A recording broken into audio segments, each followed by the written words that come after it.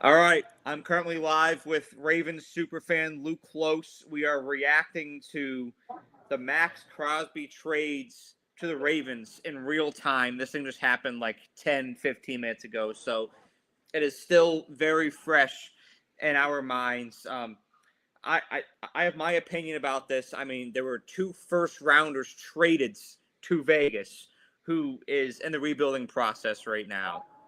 That we know, but I want the reaction from the Ravens fan first. Yeah, we're the first team to ever get robbed by the Raiders. I'm not saying this way because I'm not saying this because Max Crosby's a bad player at all. But first round picks is just absurd. It's terrible. We got a Bills fan here, so he's laughing at me right now because he knows that we're both stuck in purgatory and we just ruined our future and they can't draft for shit. So he knows that we just gave up our future with two first round picks. Two first round picks in the NFL is so it's I always say this. I compare a fourth round pick in the NFL to a first round pick in the NBA. That's how valuable picks are because you get these guys, you get these great players on rookie contracts, and you're able to build around them. I know the Ravens pass rush is weak. We want to get back to that level of the 2000 defense, the 2013 defense, the 2000 but it's two first round picks for Maxx Crosby. The guy he's not young. He's on a ginormous contract, and we're not. It's not. I just wish we would have spent the money elsewhere. I wish we would have used our draft capital better. I know he's a great player, but I'm not happy. I rate this trade a 4 out of 10. Win a Super Bowl, it might be an 8. Look, I get what the mentality was here from I'm Jesse stuck. Minter and Eric DeCosta. Like I get what the mentality was. You want to be Rebuild the aggressive. Like identity. I think they're also looking at this Ravens team right now and what the outlook is for the next 5 years. I mean, it's hard to have a 5-year plan in the NFL, but ideally you want to have some kind of image of what that's going to look like. And whether you want to face the reality or not, Lamar Jackson and Derrick Henry are both not going to be in the picture 5 years from now. So Yeah. the Ravens management, the Ravens front office, their new coaching staff with Jesse Minter, they look at this and they say, "Hey, this is our time to swing for the fences and to be aggressive." And that's what this move symbolizes to me. So, from a philosophical standpoint, I Yeah. understand it, but I Agreed. don't Agreed. agree with the execution. I don't agree. I never agree with giving away two first rounders because building off of what I just said, there's going to be a point where Lamar and Derrick Henry aren't there. And at that point, you're going to have to rebuild. So you're going to have to And need all of the resources in the building possible to do that, to execute that. and can I just say we just got an Adam Schefter report that the Cowboys were willing to offer a first and a second round pick for Maxx Crosby. If Jerry Jones isn't overpaying, and I think a first and a second round pick would have been overpaying as well. But if Jerry Jones is offering a first and a second round pick and you're offering two firsts, look, I do think Crosby fits the culture and I think he wants to win. Yeah. And I think that we could be seeing a situation with Michael Parsons at the Packers where, a new setting for him might be better for him. And hopefully that it doesn't end in the same way it did for Michael Parsons. But it's a ginormous gamble. And like you said, I want to build off what you said a little bit. I understand it from a philosophical approach. Like, we're going to be aggressive. We're going to blitz. We're going to make this Ravens identity. We're going to bring it back to what it used to be.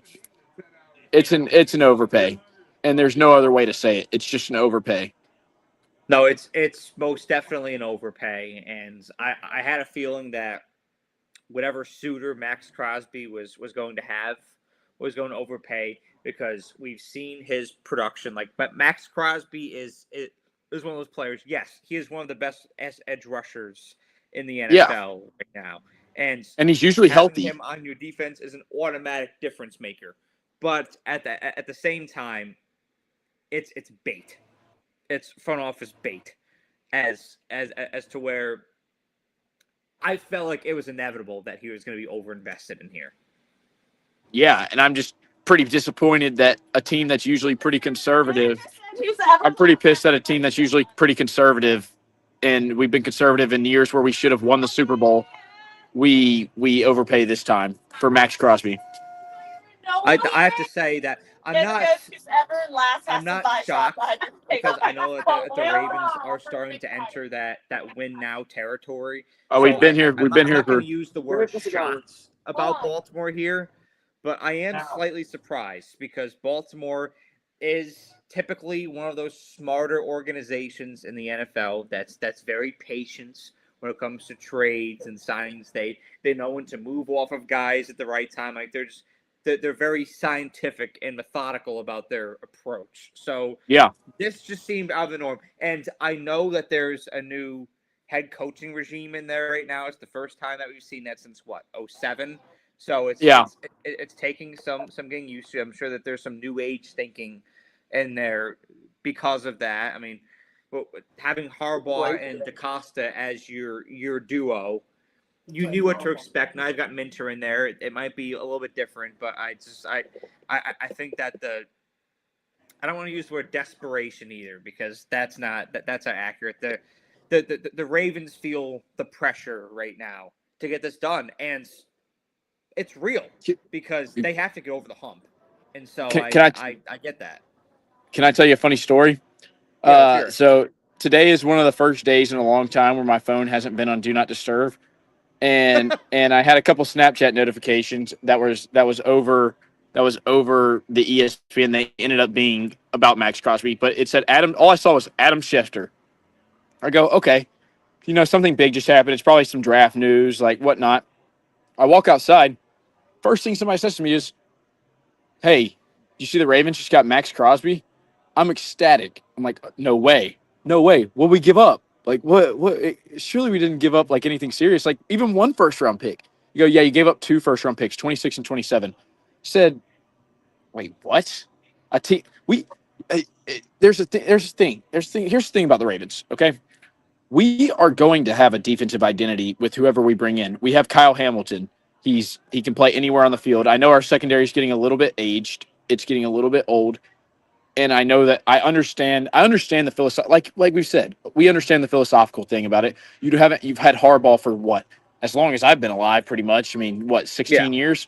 And so now you bring in a new head coach and you want him to kind of be able to kind of mend his ways and mend this team into what he wants it to be. It's an overpay. There's nothing like an NFL first round pick. You cannot duplicate that value in any sport. It's unheard of. Like, and also this year, the Ravens had what, the 16th pick, 15th pick, 14th pick.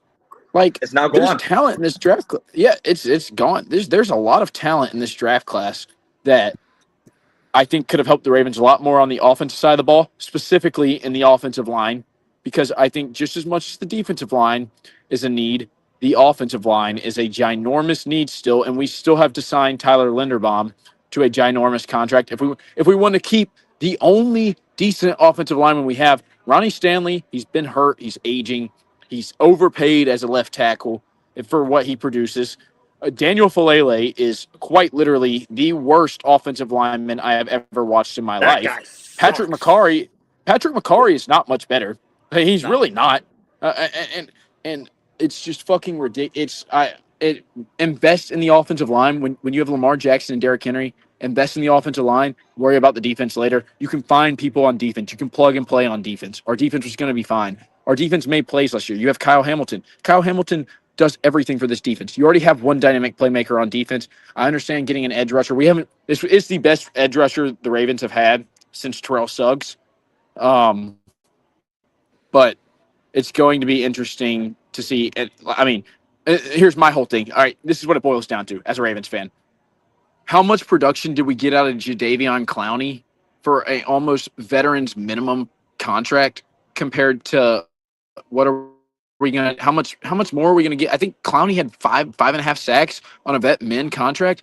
How many more? I mean, Crosby, if he's healthy all year, what's he gonna get? 10 for 2 first-round draft picks that can help you on both the offensive line.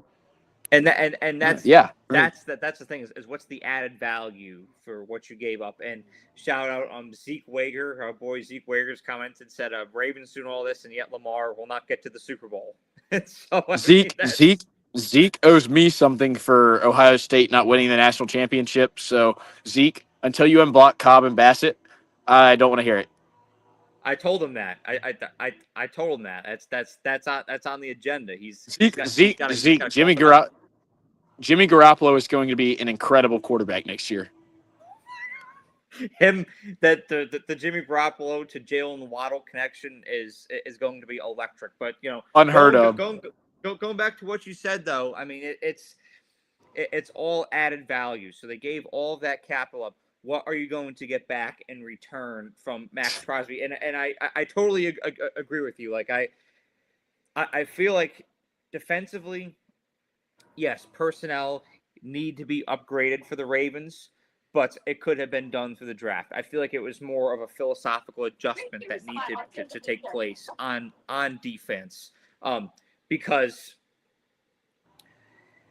the Ravens' strengths are all on offense. Okay, like you got it's Lamar, it's Derrick Henry, it's Zay Flowers, it's Rashad Bateman. Like I feel like it was a philosophical adjustment that needed to be made on defense, and you can draft those players. Okay, they're out there right now. This draft is full of. You want to talk secondary depth?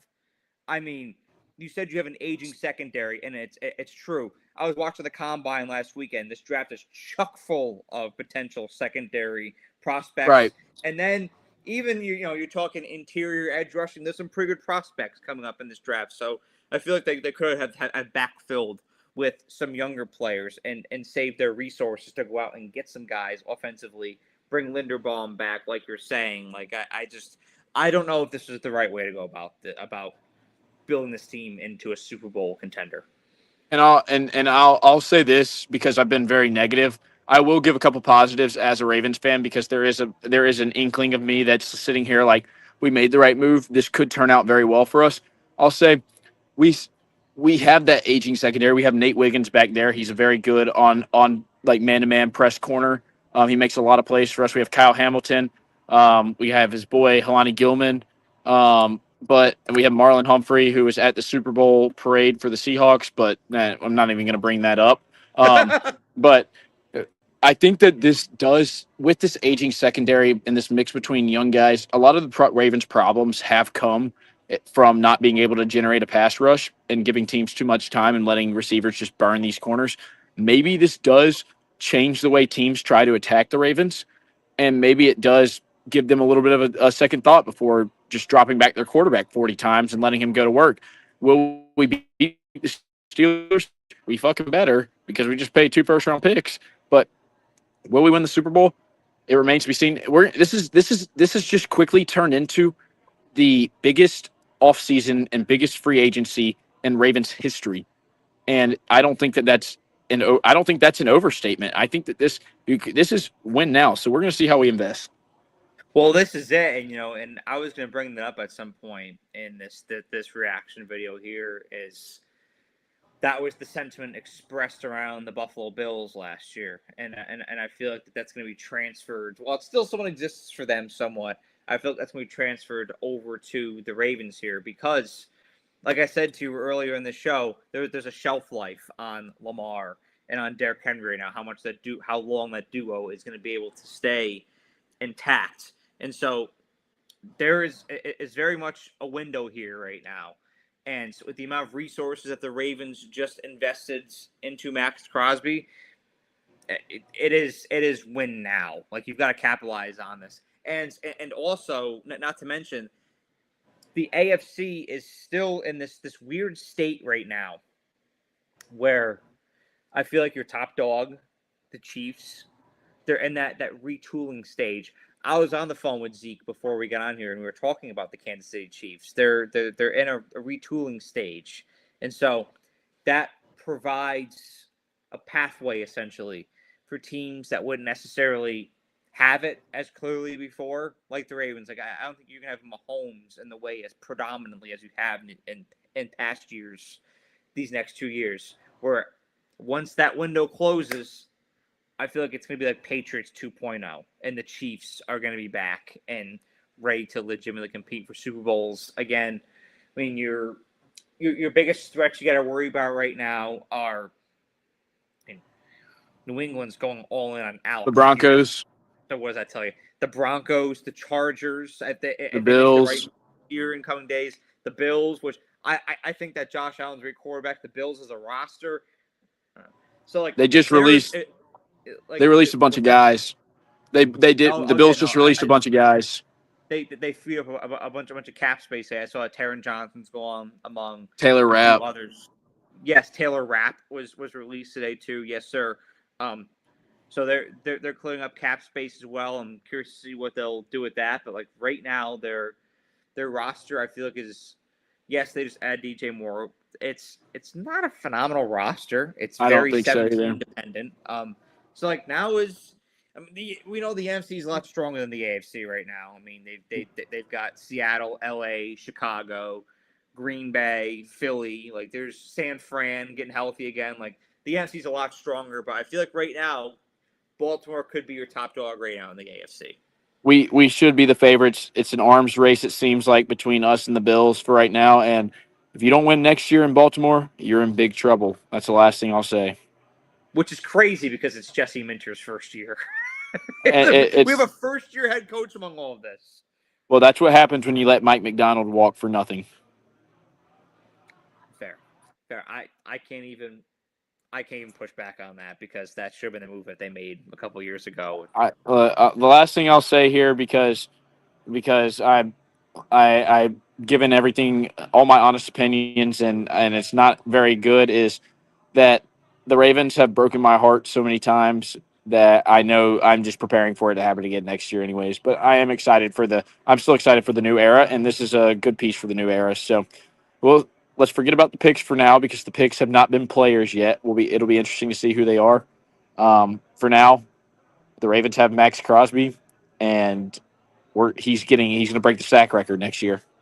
It's over Myles Garrett, your division rival. I mean, it's at the end of the day, those picks are now in the Raiders' hands, and the Raiders have to make something of that. And we've seen what they've done the past couple years. Yes, they got Janty, they got they were able to get Brock Bowers. That's great, but outside of that, it's been a little.